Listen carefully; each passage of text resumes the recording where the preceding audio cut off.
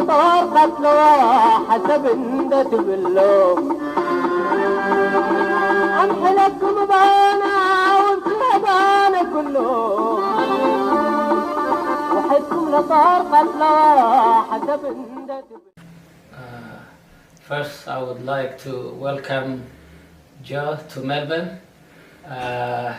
It's a great to meet Joe, and he will achieve a lot by meeting the Eritrean community in Melbourne. As we know, he wrote a book about Eritrean history, covering the critical period 1941-61, and there are many Eritreans here knowledgeable about that period. So meeting those members of the community will be good. And so the purpose of his visit to Australia is first to meet those senior Eritreans, and also to meet the members of the Eritrean community, and to create a working relationship with the Eritrean community in Melbourne and in Australia as well. So we welcome him, and we'll have a busy time with Joe in the coming few days. Thank you for having me. Thank you for viewing. I should say, أسيف أنا عندما طالب في الجامعة أوهايو أنا أتكلم اللغة العربية كويس ولكن الآن لا أعرف عربية, so I'll speak in English now, but I'm very honored to be here.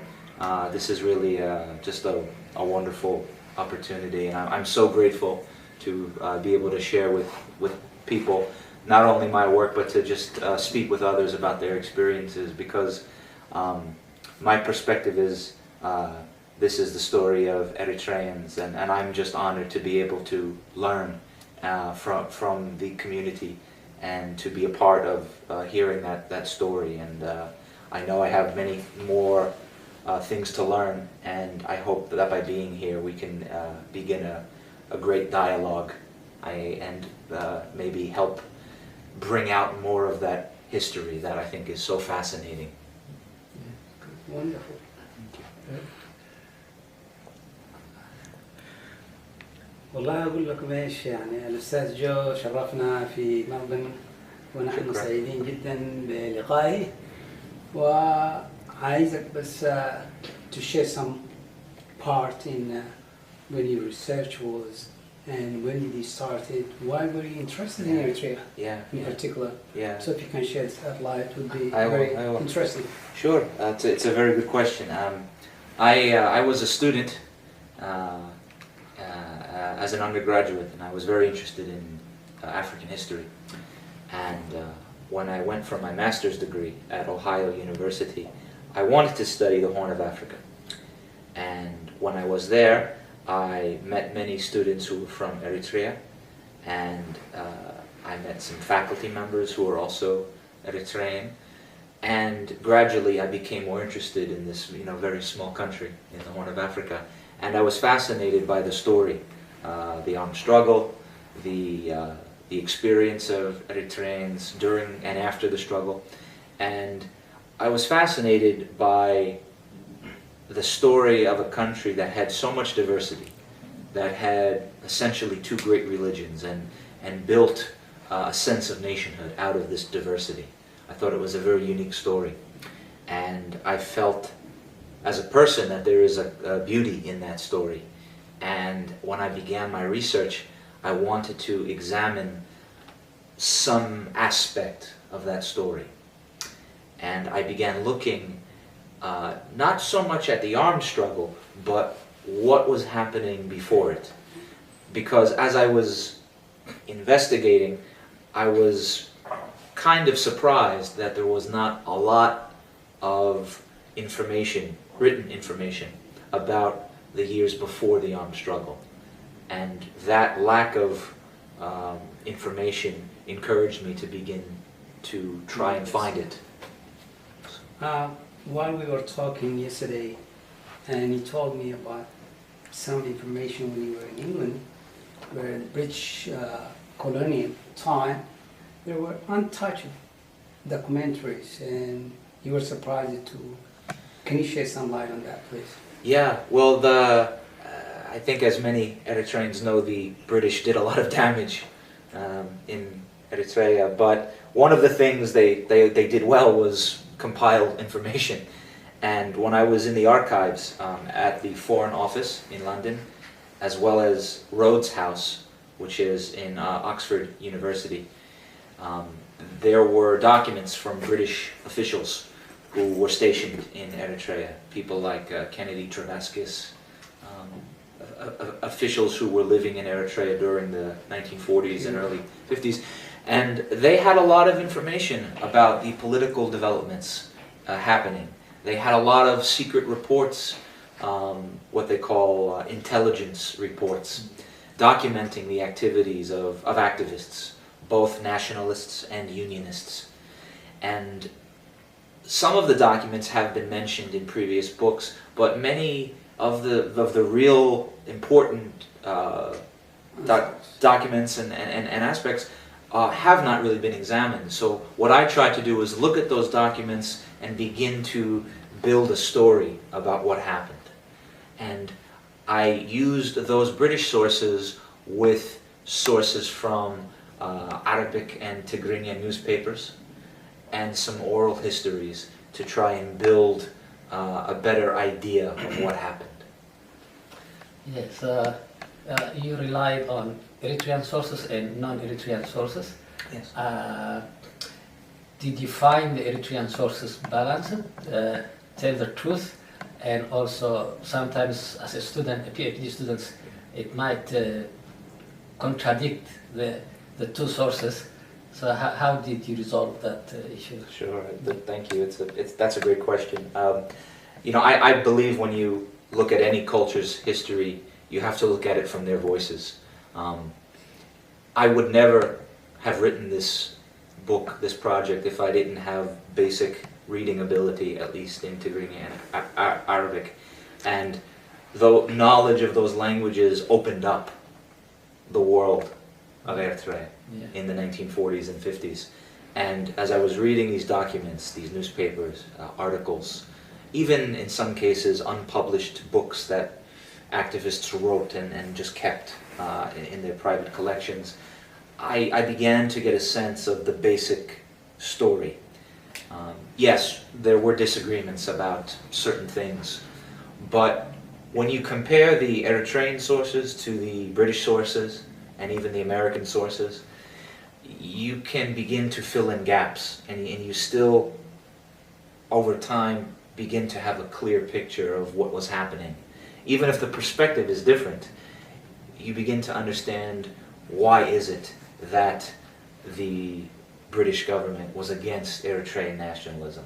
Why were the Ethiopians so interested in dividing Eritreans? So the sources do fill in the story, even though their perspectives can be different. So for example, sometimes when I was doing my research, I came across Arabic newspapers or Arabic articles, and they would have a different perspective than maybe the Tigrinya ones, which makes sense. There are different concerns. But if you read them both and you begin to try and put those writings in the bigger context, you can see what was happening, and you can begin to see a story. And I believe it's important to have the diversity of opinion, because even from unionist sources, you can get information. You might not agree with it, but you can at least understand what the situation was like, and you develop a better awareness about the big picture.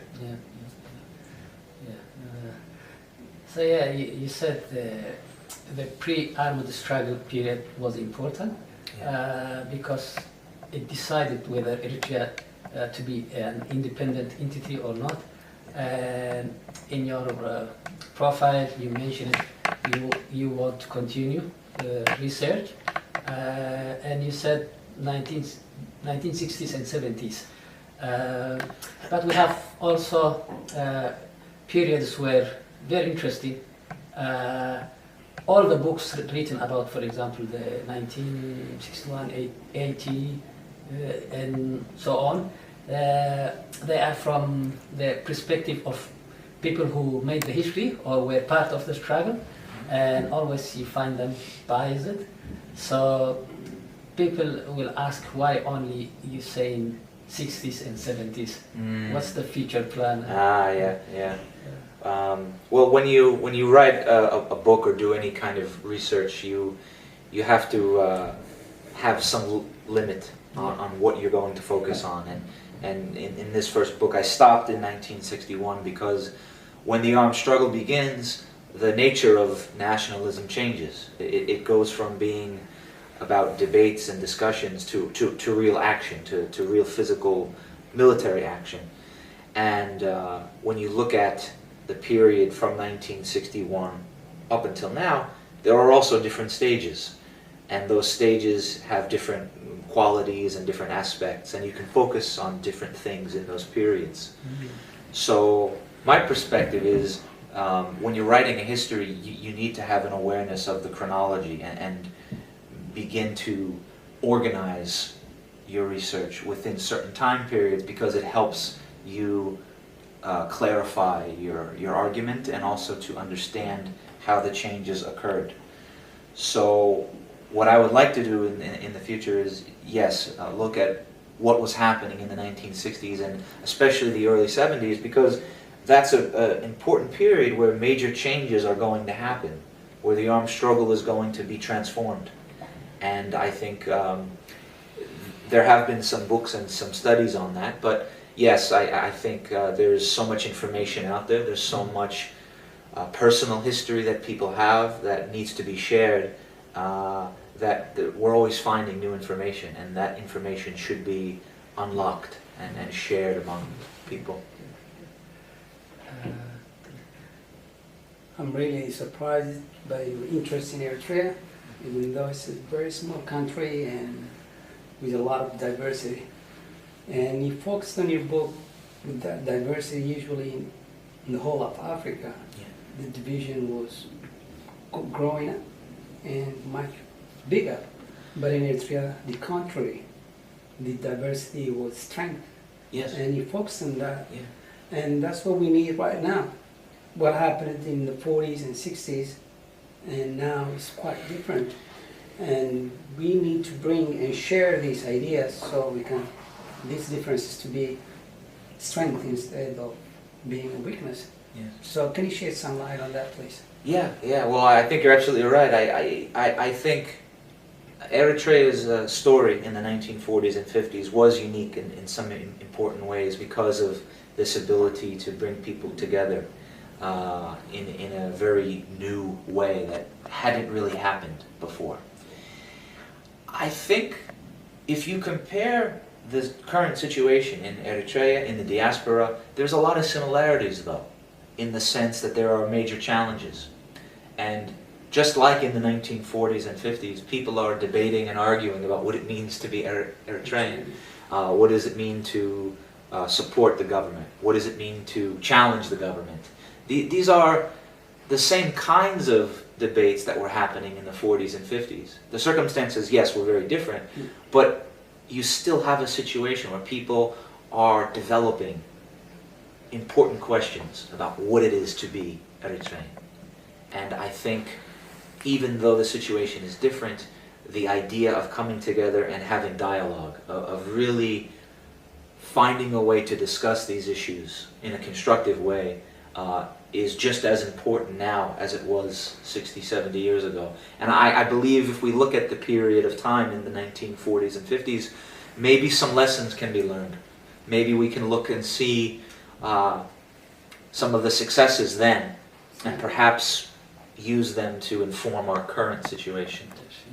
Definitely. Yeah, if I could add to that, yeah, as you said, Eritreans, they led their peaceful struggle and then the armed struggle along nationalist line. Now it's contrary. So there is a decline of Eritrean nationalism, and there is a rise of regionalism and ethnism. Yes. And And I think it started maybe in mid-70s, and now it's just... so there are reasons, of course, complex reasons for this. And yeah, we just want to learn from our history, because this division is not leading us. In fact, it's leading us to a deadlock. Yeah. So hopefully the people will learn from your lecture. You brought up the history, where Eritreans were just, I mean, you could say they were more nationalist, whereas today they are just divided along all these lines. And in fact, the purpose of, after we read the book review, we immediately realized that there is a lesson to be learned here, which we could apply in today's situation. Yeah, thank you. I think whenever you write history, you have to be aware of the application of that history to the world you live in. Yeah. And I believe that with the situation in Eritrea, that there needs to be a positive use of history, a positive use of the history to bring people together more, because the legacy of the nationalist movement is something that all Eritreans should be proud of. And I say that not only with regard to Eritrean society or African society, but globally. You know, we live in very challenging times now, and people are often divided by these identities, by religion, by ethnicity, by political differences. And I feel like if there is a way to at least examine what has happened and draw positive lessons, that maybe some of those lessons can be used to help people's current situation. Because I think regardless of your ethnicity, your religion, what region you're from, if you're from Akaduguzai or Hamasien, Sahel, wherever you know, we all care about our families. We all want to have a future. A peaceful country. We all want to have a peaceful country, right? And I think that humanity is something that we all can be proud of and relate to, right? And that's where it's not just a story about Eritrea. I think it's a story about people. I think it's a story about what people are willing to do to try and build a better society. So I hope that by talking about the past, you know, we all can build a better future for all Eritreans, both in Eritrea and in the diaspora. Yeah, I think as they say, the past informs the present and the future. Yeah. This discussion is quite interesting, and it can go on and on. But I think you have a lot of people interested in your work. So probably we might stop here for today, and we'll give chance to others. There are many who are really grateful for your work, and they really want to meet you and discuss with you many issues. Right? Thank you. I'm grateful to them for being interested.